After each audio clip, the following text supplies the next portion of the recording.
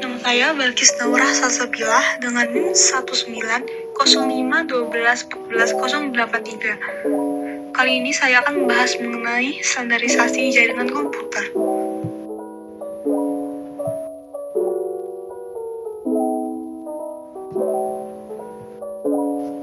Mengapa standarisasi diperlukan? Pertama, agar dapat digunakan oleh banyak orang. Yang kedua, agar memudahkan komunikasi satu sama lain. Komunikasi sangat penting dalam kehidupan kita. Sebuah standarisasi harus dibangun dan diberlakukan secara umum untuk memudahkan komunikasi antara satu dengan yang lainnya. Dan yang ketiga adalah memudahkan dalam melakukan pekerjaan. Sebuah standarisasi bisa membantu kita dalam berbagai pekerjaan.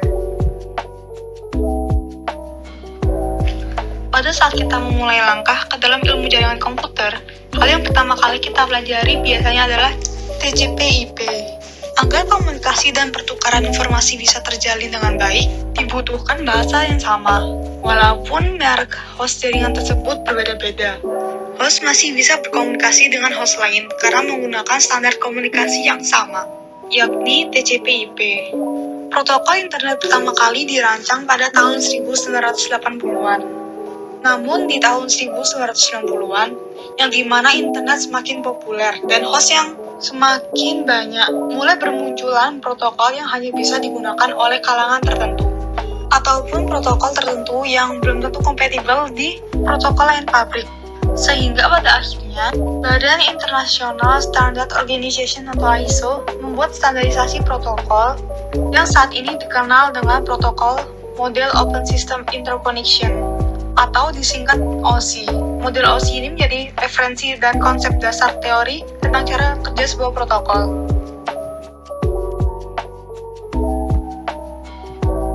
Ketika ISO atau International Standard Organization membuat standarisasi protokol, terciptalah sebuah standar model referensi yang berisi cara kerja protokol. Model referensi yang kemudian disebut dengan Open System Interconnection atau OSI. Berdasarkan dokumen rekomendasi, standar OSI ini memiliki 7 layer, dan tiap layer ini memiliki definisi fungsi yang beda. Layer ke-7 atau yang disebut application layer merupakan layer di mana terjadinya interaksi antar muka end user dengan aplikasi yang bekerja menggunakan fungsionalitas jaringan. Juga melakukan pengaturan bagaimana aplikasi bekerja menggunakan resource jaringan untuk kemudian memberikan pesan ketika terjadi kesalahan. Nah, selanjutnya ada layer 6 atau presentation layer. Layer ini bekerja dengan mentranslasikan format data yang hendak ditransmisikan oleh aplikasi melalui jaringan. Lalu layer kelima atau yang disebut sebagai session layer. Session layer ini mendefinisikan sebagaimana koneksi dapat dibuat, dipelihara, atau dihancurkan. Lalu ada layer 4 atau transport layer. Layer ini akan melakukan pemecahan data ke dalam paket-paket data serta memberikan nomor urut pada paket-paket data tersebut. Dan layer ini juga bisa menentukan protokol yang akan digunakan untuk mentransmisi data. Lalu ada layer 3 atau network layer. Network layer ini akan membuat header untuk paket-paket yang berisi informasi IP, baik IP pengirim data maupun IP tujuan data. Selanjutnya ada layer 2 atau data link layer. Berfungsi untuk menentukan bagaimana bit-bit data dikelompokkan menjadi format yang disebut sebagai frame. Dan yang terakhir ada layer physical layer. Layer physical ini bekerja dengan mendefinisikan media transmisi jaringan, metode pensinyalan, sinkronisasi bit, arsitektur jaringan, topologi jaringan, dan pengabelan. Adapun protokol pada OSI layer. Nah, yang pertama pada application layer.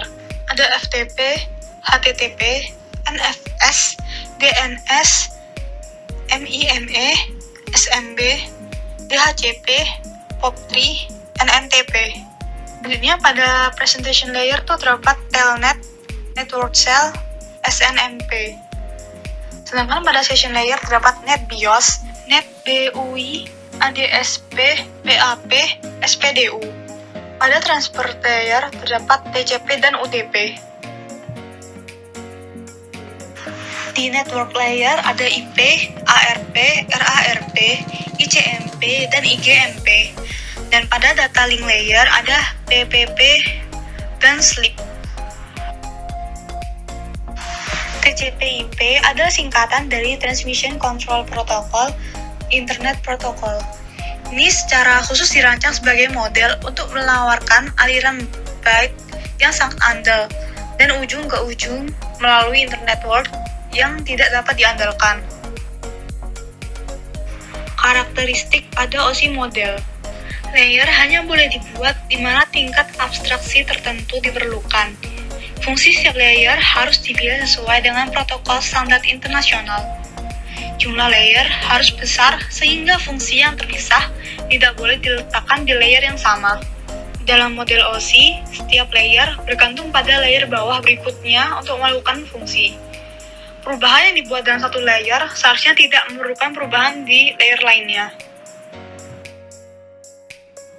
Karakteristik TCP atau IP. Dukungan untuk arsitektur yang fleksibel memudahkan menambah lebih banyak sistem ke jaringan. Dalam TCP/IP, jaringan tetap putus sampai mesin sumber dan destinasi dapat berfungsi dengan baik. TCP adalah protokol berorientasi koneksi.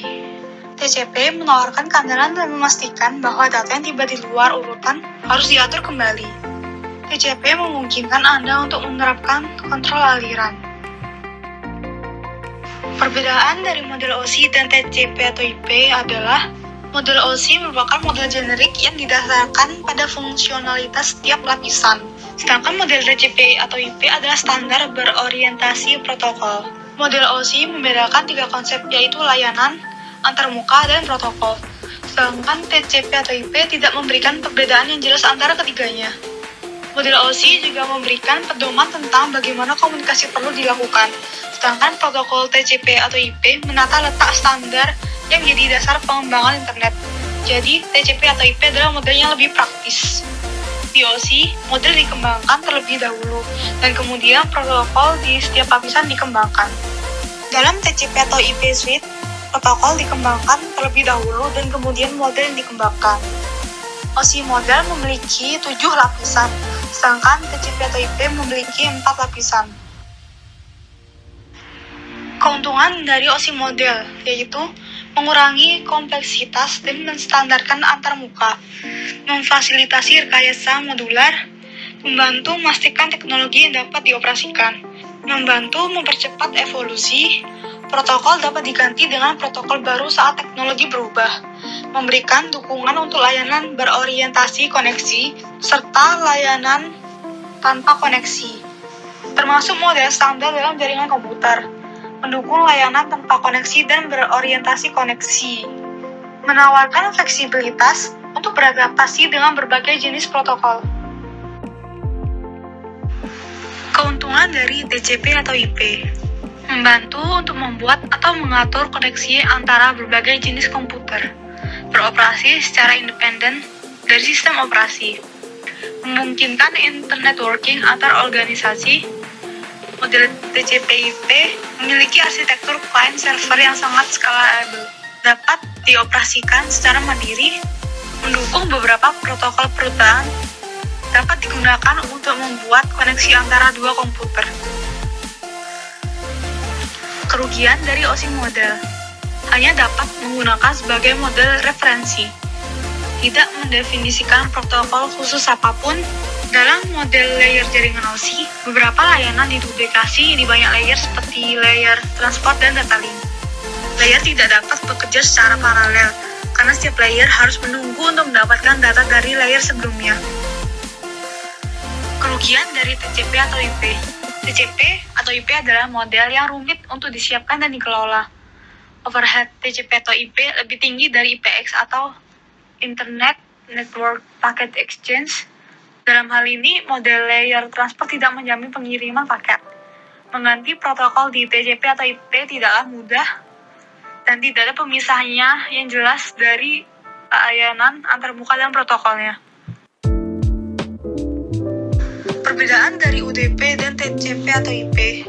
Jika TCP itu reliable, sedangkan UDP unreliable, cepat dan low overhead. TCP juga connection oriented, sedangkan UDP connectionless. Jika TCP dapat mengirim ulang data yang hilang, sedangkan UDP tidak ada pengiriman ulang. Di TCP terdapat pengurutan Sedangkan di UDP tidak ada pengurutan. Data yang diberikan ke layer atas sesuai dengan datangnya data. Jika TCP, PDU disebut dengan segmen. Jika di UDP, PDU-nya disebut sebagai datagram. TCP overhead-nya 20 bytes, sedangkan UDP overhead-nya 8 bytes. Kapan digunakannya TCP/IP atau UDP? TCP adalah pilihan yang ideal dan bahkan memiliki overhead yang terkait.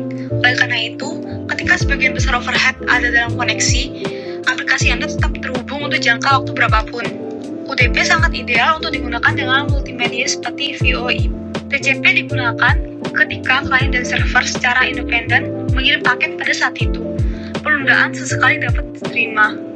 Penggunaan UDP juga diperlukan jika klien dan server dapat mengirim paket secara terpisah, dan penundaan sesekali juga tidak dapat diterima.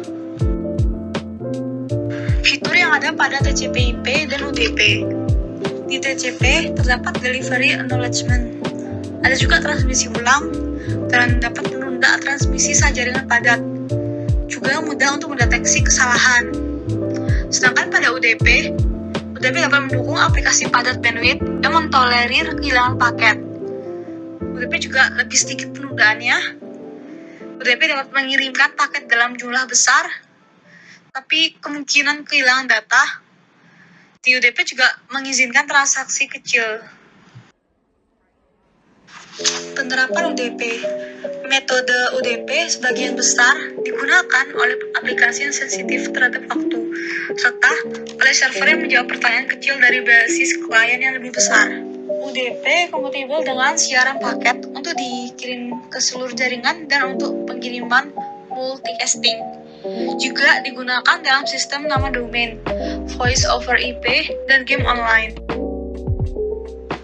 Ada berbagai macam network protokol. Ada TCP. TCP adalah protokol lapisan transport yang memastikan pengiriman data yang handal. TCP dimaksudkan untuk digunakan dengan IP, dan ketua protokol tersebut sering dirujuk bersama sebagai TCP atau IP.